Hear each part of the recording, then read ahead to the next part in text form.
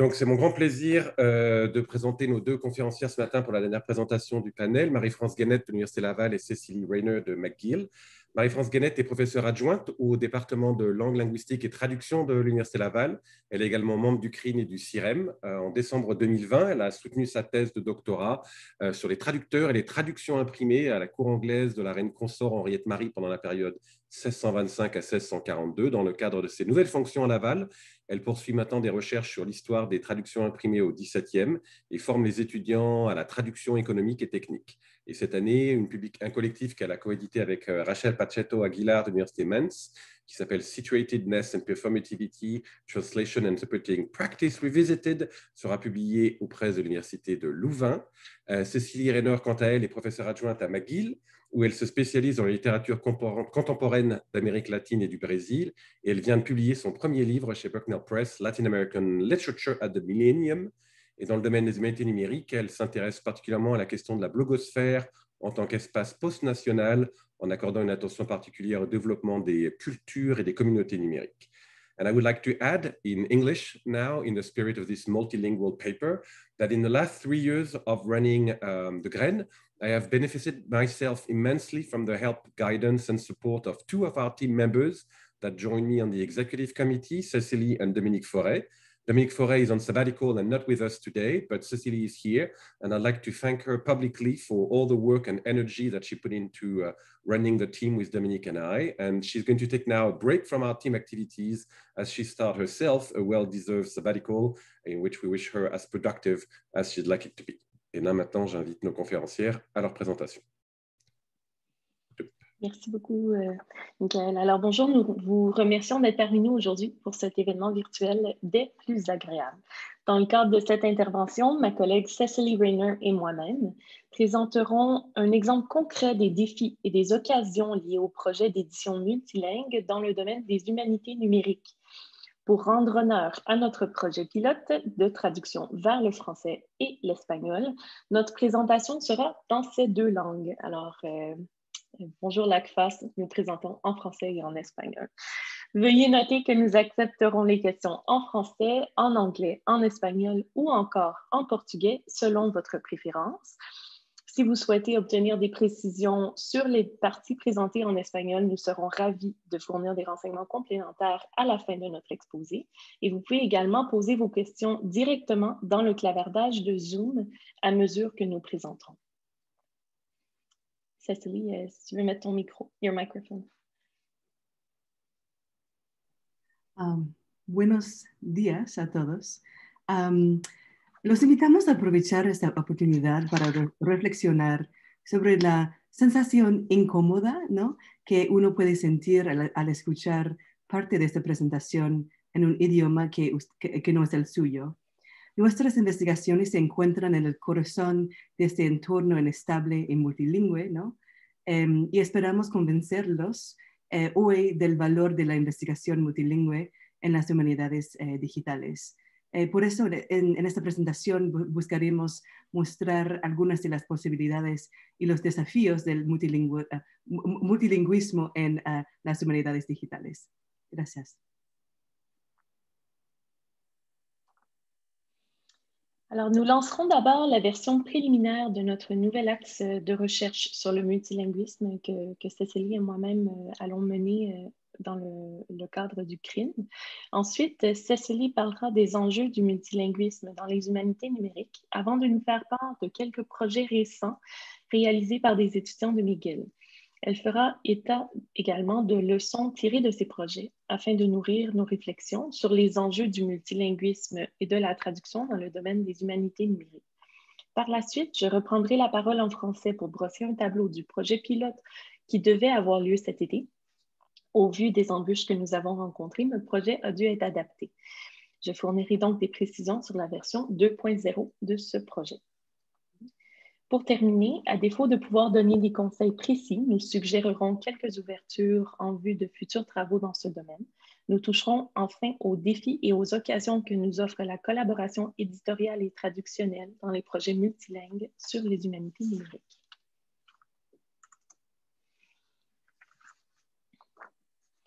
À l'instar du GREN, nous concevons l'édition critiques comme la production savante d'un document ou de documents accompagnés d'annotations, de commentaires et d'autres matériaux jugés opportuns par l'éditeur. Notre collaboration n'a pas une visée historique ni même diachronique, car elle vise plutôt à remédier à des lacunes linguistiques courantes. Précisément, nous nous intéressons à la diffusion de la recherche scientifique dans le domaine des humanités numériques. Nous postulons que la majorité des conférences et des publications sur les humanités numériques sont organisées en anglais sous prétexte que la lingua franca de l'heure est accessible et rassembleuse. Or, nos travaux respectifs mettent constamment en lumière la nature plurielle, créative et transnationale des productions textuelles et culturelles. Pour renverser cette tendance, nous souhaitons notamment inviter les humanistes à réfléchir et à diffuser leurs travaux dans des langues autres que l'anglais. Avant d'aborder l'édition critique de textes existants, nous souhaitons produire une sorte d'anthologie virtuelle des publications et des ressources axées sur les humanités numériques. Nous explorons ici les manières de maximiser l'accès aux connaissances pour les lecteurs non anglophones et aussi pour relancer la production scientifique dans ces langues.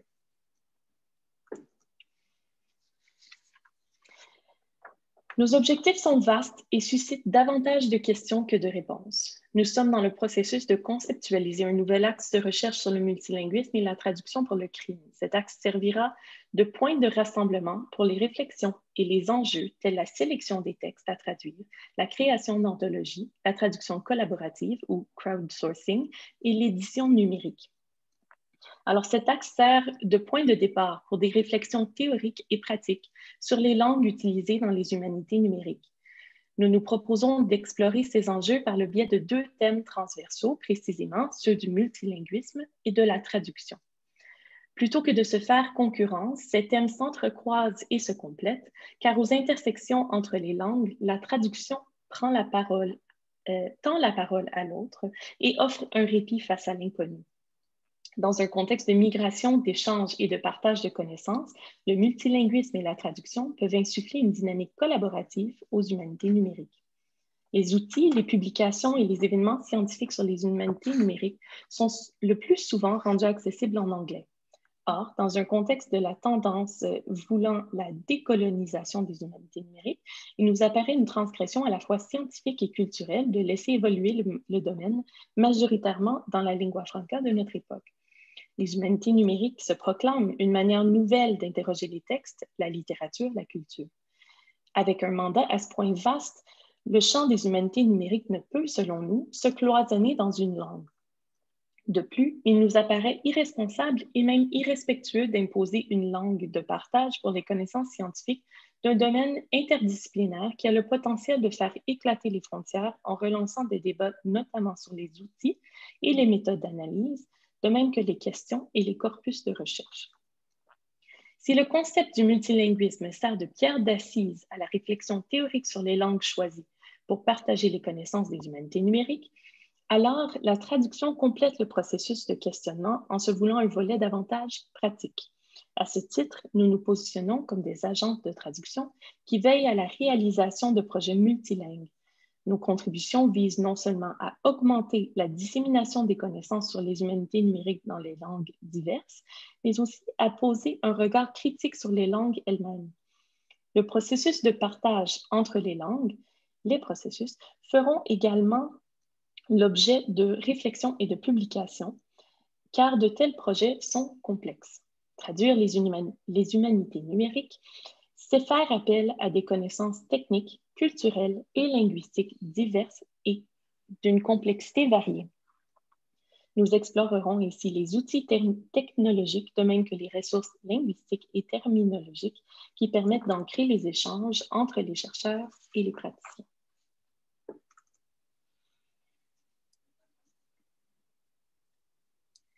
Bueno, quería también dar un poco de contexto, ¿no?, sobre el aspecto teórico de este proyecto y hablar un poco sobre las varias personas que han hablado y han escrito sobre el uso de herramientas multilingües en las humanidades digitales. Entre ellos tenemos a Quinn Dombrowski, que ha escrito un artículo muy interesante e importante para el campo que se llama Preparing Non-English Text for Computational Analysis. Quería también mencionar que podemos dejar las referencias en el chat para los que quieren tal vez en el futuro ver ellas, ¿no? También quería mencionar el trabajo de Melinda Crow y Sarah Kearns, ¿no?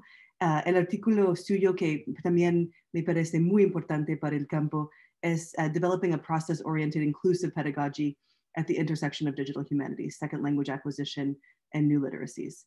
Creo que mi colega acaba de básicamente dar las referencias en el chat. Quería mencionar algunos de los desafíos, ¿no?, que nosotros tenemos cuando estamos haciendo proyectos multilingües en las humanidades digitales. Hay una necesidad tremenda para lo que se llama Unicode, ¿no?, que es básicamente un sistema, ¿no?, perdón, un sistema neutral, ¿no?, para la digitalización de lenguas, ¿no? También para la lengua japonesa y China tenemos segmentación y también tenemos la posibilidad de crear listas de palabras, ¿no? En inglés se llama Stop Word List, ¿no? Lo cual es fundamental para la realización de proyectos multilingües. Es importante en cada detalle, ¿no?, lingüístico de hacer estos proyectos, de pensar en la puntuación, ¿no? También de pensar en cómo podemos hacer, ¿no?, un proyecto que toma en cuenta, ¿no?, las diferencias y todos los matices, ¿no?, de las diferentes lenguas que estamos utilizando. Y podemos hablar sobre los ejemplos en la discusión. Una cosa que mi colega y yo queremos realmente enfatizar es el problema con la opresión, ¿no?, unilingüe, ¿no? Cuando solo usamos una lengua, entramos en un espacio colonial, ¿no?, que estamos tratando de evitar, de destruir, de deconstruir. Sabemos obviamente que español y francés son dos lenguas coloniales, ¿no? No es una sorpresa para ustedes. Sin embargo, nosotros creemos, ¿no?, que al usar estas lenguas en esta presentación, estamos haciendo un acto político para desestabilizar la importancia del inglés, ¿no?, en las humanidades digitales. Y eso fue una de las metas de hoy. Quería mencionar, no sé si ustedes ven la diapositiva aquí, pero hay muchos proyectos muy interesantes que utilizan otras lenguas, ¿no?, aparte del inglés. Uno de ellos se llama The Data Sitters Club, y no sé si ustedes conocen esto, pero es un proyecto realizado por Quinn Dombrowski y otros, ¿no? Rupika Risam y Anouk Lang. Hay muchos, de hecho son todas mujeres, lo cual me ha gustado mucho. Dentro de este proyecto utilizan versiones de Babysitters Club en francés, en catalán, en español y en muchas otras lenguas, en alemán. Entonces, es un proyecto muy rico, ¿no?, para estudiar el uso de métodos multilingües en las humanidades digitales. También quería mencionar rápidamente este proyecto que se llama Prismatic Jane Eyre. Y como ustedes pueden ver aquí, es una exploración de las múltiples traducciones de Jane Eyre. Y hay un acto de text mining también, ¿no?, aquí, de explorar el texto digitalmente, ¿no? Entonces, es algo que quería básicamente mostrar como un proyecto realizado con múltiples lenguas, ¿no?, que realmente ha tenido mucho éxito en general, ¿no? Ok, entonces quería mencionar que en mi propia investigación yo utilizo español, portugués, inglés y una variedad de diferentes dialectos, ¿no? En Brasil sobre todo. Quería mencionar que es importante saber quién está leyendo textos en forma digital, ¿no?, para poder entender la formación de comunidades digitales, para poder entender la distribución y la diseminación de textos culturales en el espacio web. Entonces, hay una variedad de posibilidades dentro de ese espacio, ¿no? Sobre todo en el espacio web, donde tenemos un énfasis en el inglés. Estamos tratando de realmente pensar en otras posibilidades multilingües dentro de este espacio. Podemos ver aquí también, es una representación visual de las geografías de la audiencia utilizando datos de análisis web de Alexa, ¿no?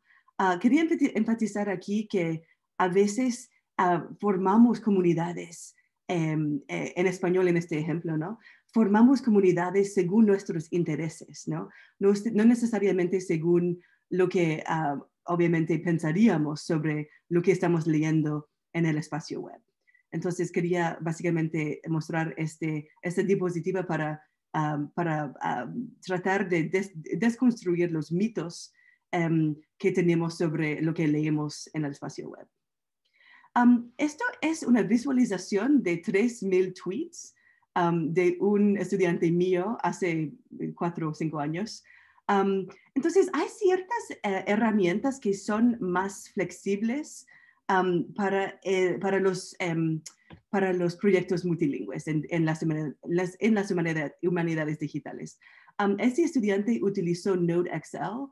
Gephi también es bastante bueno para estos proyectos. Entonces quería darles ejemplos, ¿no? de proyectos multilingües que hemos realizado al nivel estudiantil en McGill. Aquí pueden ver una visualización de Gephi, ¿no? de Rian Lewis, de los tweets de mi primer acoso. En inglés es My First Harassment. Entonces, eso es una visualización de 19,000 tweets que ella realizó en un proyecto final.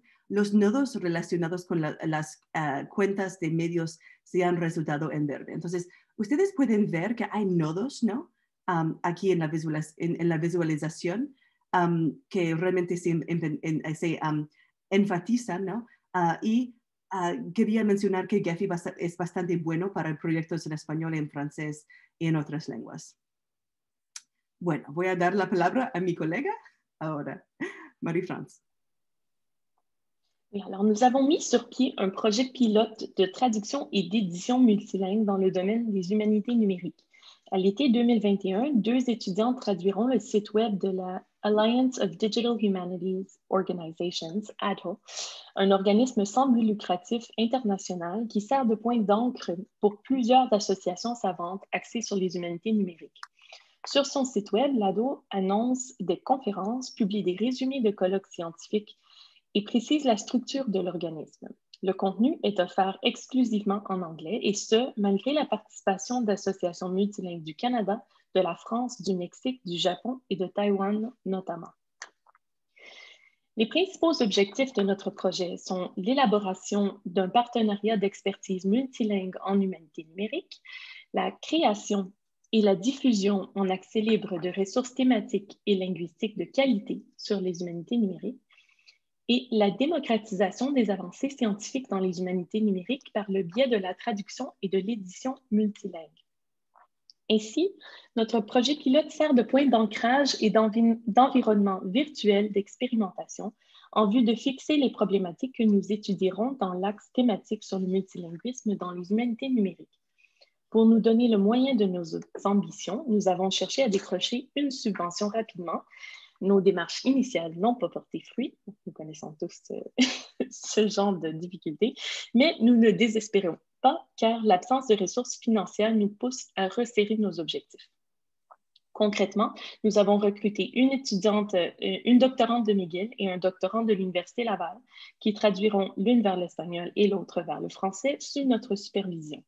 En reconnaissance de la contribution et de l'expertise croissante des étudiants des cycles supérieurs, nous insistons fortement sur la rémunération des heures consacrées à ce projet. Dans la mesure du possible, les stages non rémunérés ne feront donc pas partie de notre stratégie de recherche. Il se pourrait que nous recrutions des stagiaires en traduction qui bénéficieraient de notre encadrement et de notre soutien à la publication de leurs travaux. En attendant d'obtenir une subvention de recherche ou un financement du secteur privé, nous posons les jalons du projet en entamant la réflexion théorique et en sélectionnant nos corpus. Cela a pour conséquence de retarder nos publications et nos produits livrables si une telle expression mérite d'être employée dans le milieu universitaire. Par ailleurs, la participation à un tel projet doit, selon nous, offrir autant d'occasions aux étudiants qu'aux chercheurs. Ainsi, les étudiants qui participeront ou contribueront au projet bénéficieront de notre soutien pour la traduction, de même que pour la production de ressources linguistiques. Nous soulignons par ailleurs l'importance de réserver des heures à la formation en recherche documentaire, à l'auto-révision et à la rétroaction sur les travaux réalisés par les étudiants. Nous prévoyons également former les collaborateurs aux outils technologiques et terminologiques et nous réservons des périodes de discussion sur les enjeux scientifiques de la production d'éditions critiques multilingues. Concrètement, nous invitons nos collaborateurs à présenter leurs travaux et leurs réflexions dans le cadre d'événements scientifiques du CRIMI, notamment.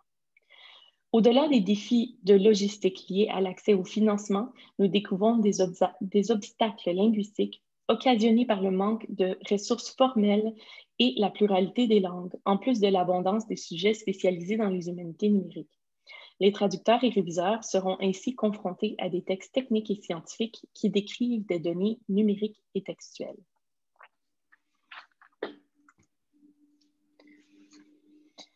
L'objectif d'un projet pilote n'est-il pas de déceler les problèmes éventuels en vue de raffiner les processus et d'éliminer les embûches pour les futurs travaux?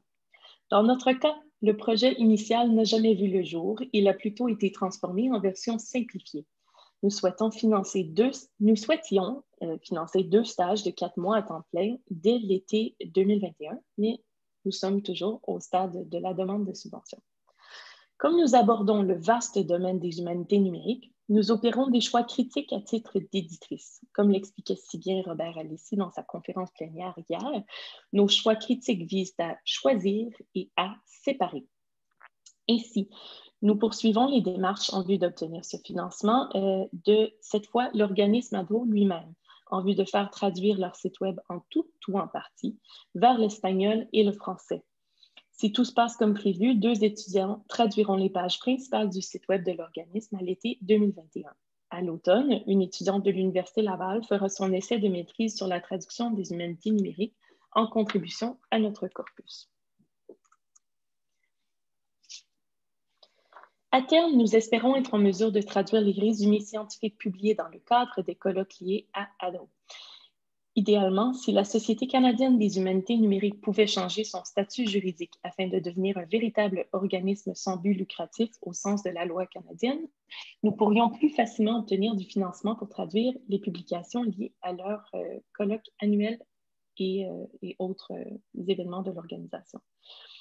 Quel que soit le résultat de notre projet initial, nous croyons fermement que le multilinguisme dans les humanités numériques demeure une occasion de créer des travaux scientifiques plus justes, équitables et représentatifs, une incitation à décloisonner le domaine et une invitation à étendre la recherche au-delà des travaux unilingues en anglais.